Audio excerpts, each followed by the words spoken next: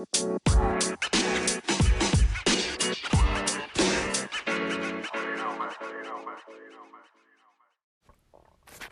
right, guys. So, welcome back to the podcast. Welcome back to Tomboy Official. So, just a recap of last night's hangout. I was able to get out with friends and catch up with them. And we went out for basically ramen and sushi. It was a good time. Just a little weird situations. So, first of all, we got there near 6-ish. Most of the restaurant was empty except for us and maybe, most of the tables could seat 4. There were quite a lot of tables. And other than us and, maybe, 2 other tables, the whole restaurant was empty. And so I seated first. My other friend had parked while my Lyft was still getting there, but I got there first. We were going to meet at 6. I got there before 6, probably 5 or so minutes before. He came and I guess he was in his car or near his car, waiting, I guess, for people to get there. So I was like, yeah, I'm at your table because he got the reservation for the group of us. And then, I get there. He comes in maybe 1 minute or so after. I barely had enough time to really do anything. I just looked at the menu for a second and he was there. And then we waited a while for one friend, and then we waited so me and him were kind of catching up about his new job and stuff. And then another friend came, that same friend that the one that I was saying before was nosy. So this friend comes up, and this is the same friend that had previously asked me about this guy's relationship status. And I had told that friend, why don't you ask him, because, he can probably define what he's doing more than I can. Plus, why does she need to ask me, she has his number and everything. So that was a couple days ago. And then, yeah, once she got there, yesterday, me and him were talking already, and she comes to the table, sits down, hi to everybody, well, to the 2 of us that were there, hugs and everything. She sits down, and pretty much the first thing out of her mouth towards him is I don't remember, she was are you in a relationship, are you dating someone, or what's the situation with this person you're dating, or whatever.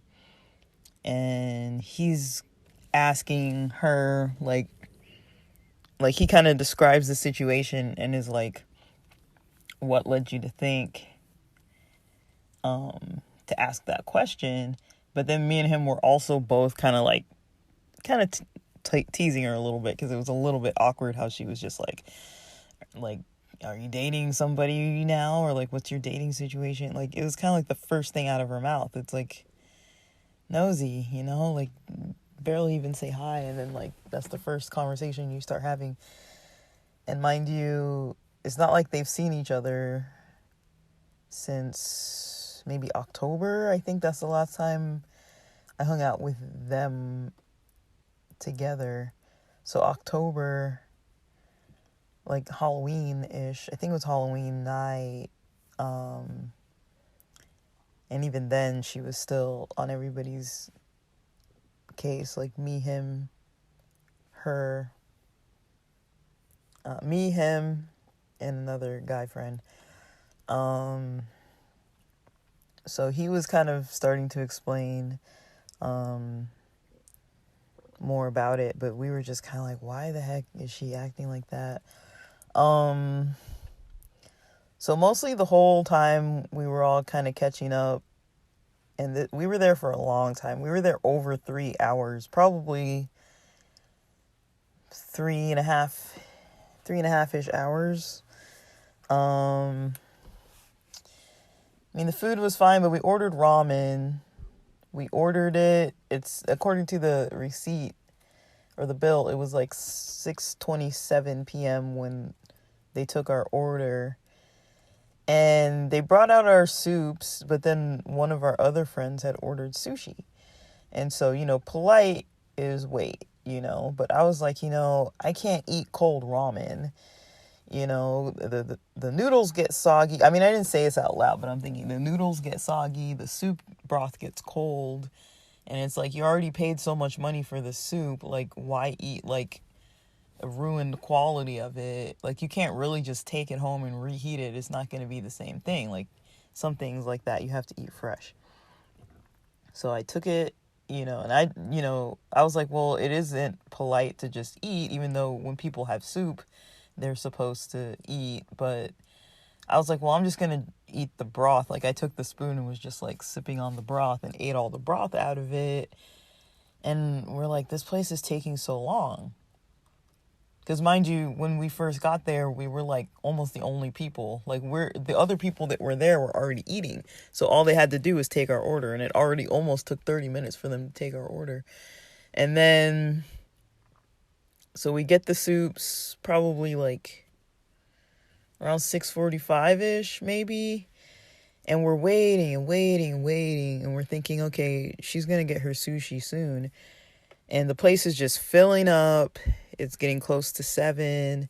The sun goes down like 7:20, 7:30 something. And I notice, it's dark. And I'm like, okay, well, not like dark, but like it was like the blue sky part of the day was almost done. It was like still sun. It was like technically sundown by that point. Like the sun had set, but it was still like kind of light enough out. But it was technically like considered like sun after sundown. So this means it was like after 7:20 and we're still waiting. So this is like almost an hour later. And then she orders, the person who was ordering the sushi, we asked, cause we're like, okay, mind you, we're sitting there. They didn't touch their soup, broth, their noodles, nothing. So they're sitting there just waiting. And I'm like, I just ate the broth out because I was like, well, if this stuff gets cold and the noodles get soggy, like in my head, I'm like, I'm not going to want to eat it anyways because it's going to taste gross to me. So I just at least ate the broth so that the noodles would be saved. And I just ate like hot garlic ramen broth basically. And then, but yeah, we were like waiting like over an hour. So she orders an appetizer thinking, okay, I'll order an appetizer. Maybe it'll come faster. And she kept telling everybody like, eat. And then they're like, no, I'm gonna wait. And the sushi finally arrived. We had to remind them as well to bring the sake and remind them as well to bring the other soda and all this stuff. So then we start eat. Like I was already like mostly full from the broth and just ate what I could of the noodles. I wasn't really feeling it because it was like not even like hot anymore.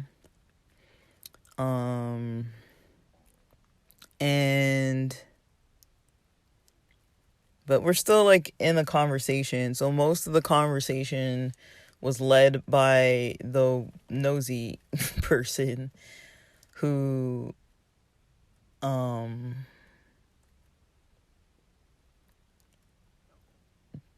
mostly she wanted to talk about work, how much people get paid, how much their rent is, or their situations at home or whatever, their relationships, which that's mostly what she really cares about.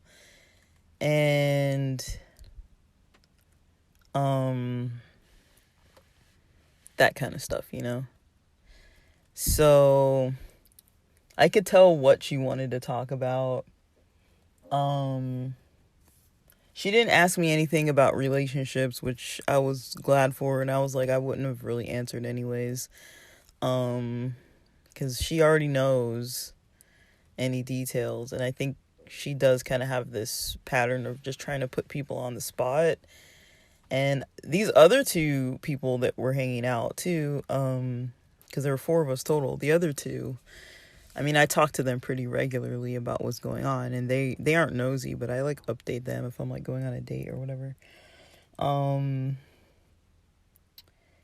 so they kind of know how I feel about people and whatnot. And then just with her, it's just weird.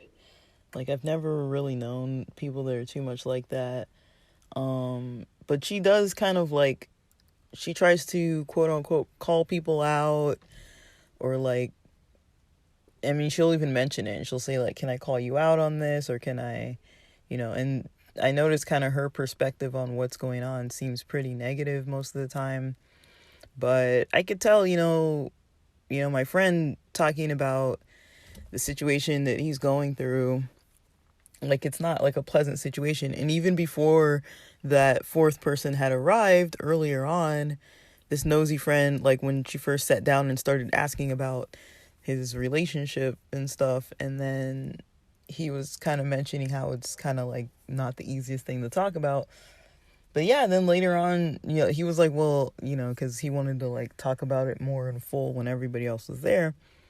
Like, he was open and talking about it. But I was sitting there just listening most of the time, but I was just like, I felt a little uncomfortable just with the way that she approaches things. It's like, why are you gonna bring up a bunch of stuff about people's lives just to try to quote unquote like call them out on it, on stuff that she kind of notices? And then she also often feels like she's being judged by people. And so it's kind of like, okay, like, you don't like it when people put you on the spot about stuff or tease you about things, but you're always kind of, that's kind of like, you need to like come into the social gatherings every time and like lead the discussion, usually about other people's lives, about like kind of personal topics. And I was just kind of listening because I was just like, man, it kind of sucks like when your friends are dealing with a lot of stuff. But yeah, then they, towards the end, they were kind of like, well, when he was talking, because he was kind of the one that had the most to check in about. And like, he was just kind of mentioning how things were difficult and everything. And I'm not going to go into the details of that. But she was like really interested in this whole conversation, like starting and making this whole conversation and calling him out on certain stuff and all this thing. And I'm just like, to me, I was like, I don't really feel the need to really comment, because I feel like it's kind of not appropriate and a little bit rude, because he's my friend, like, I'm just kind of like, I don't, I'm not trying to call anybody out. Like, my friends are making whatever decisions they're making, and I kind of understand. I feel like I kind of understand where he's coming from. I kind of understand the other person's situation, where they're coming from. So I really have nothing really to say. It's like, well, they're adults and they're making their own decisions. I hope it'll work out for them, and that's all I can really say. I hope that they end up happy with the situations, and can figure out, how to work it out so that they're both happy. Other than that, I don't really see things the way that she was mentioning them. And then the other friend as well was kind of like being more on the supportive side too. So it's just kind of like, I don't really know. It's kind of weird to have somebody that's like, yeah, they're your friend, but then like they kind of, just, I don't know, like, it's kind of hard to like have a reciprocal relationship. Kind of hard to, feel comfortable being open.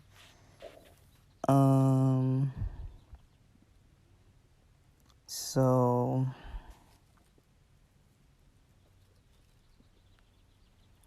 I don't really know. Like, it's just kind of,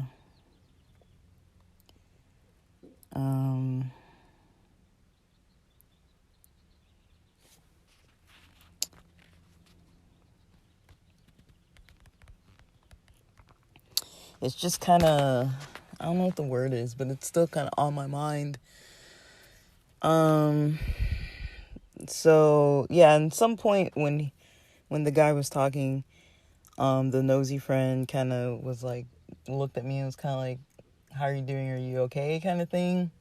And I was kind of like, yeah, I'm all right. It was like, I kind of like checked out of like trying to insert myself into his situation. I feel like, he's not requesting advice. He's not asking for somebody to like play therapist with him or anything.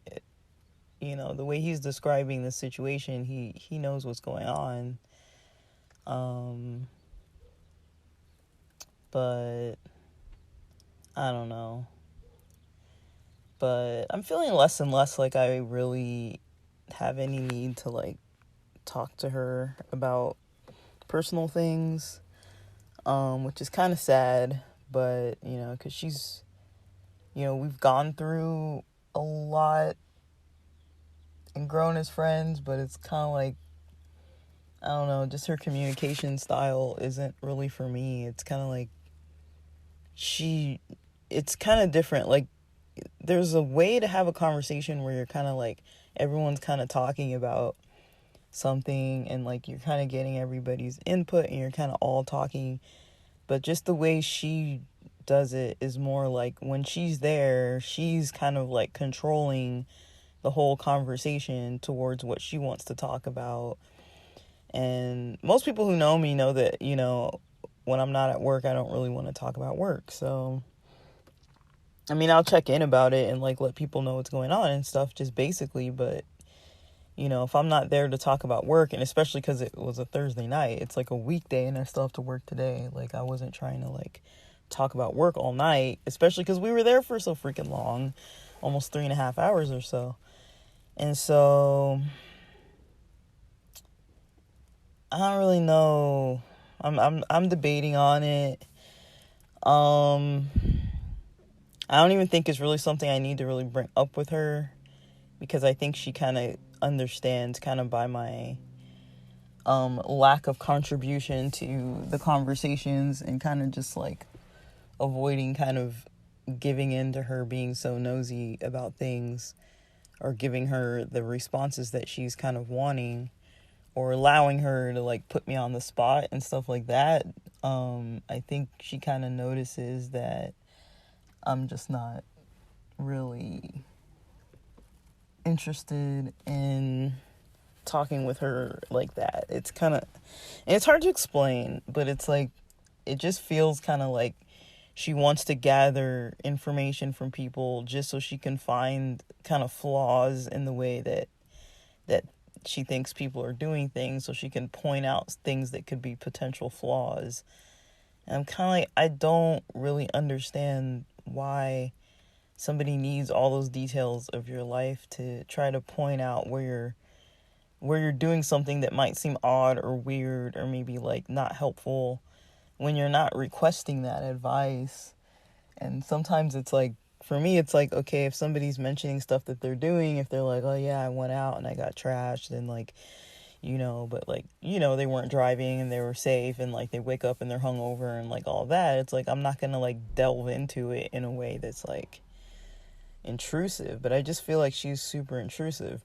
And I've talked about this a bit, but I come from a background of kind of like judgmental people, like a judgmental religious zone. And so I've always grown up like not really able to share. And so she allows the space to share, but it doesn't really feel necessarily safe, especially because she's kind of nosy, kind of gossipy, kind of insensitive. I mean, I think she means well, but at the same time, it's like maybe she thinks she's helping. But I mean, I can appreciate when people challenge things. But I feel like she kind of finds problems in everybody's life to try to challenge them. So I don't really know. I don't really know. Like, I'm kind of trying to figure out how I feel about her, but Yeah, as far as all the gay social stuff, that's kind of my major updates for now.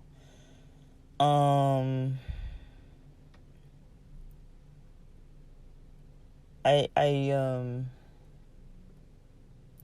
I'm looking forward to, going out tonight, after work. Got some exercise plans with somebody, and that's going to be fun. And I'm looking forward to that. Just getting out, getting some sunlight. So that'll be good for me.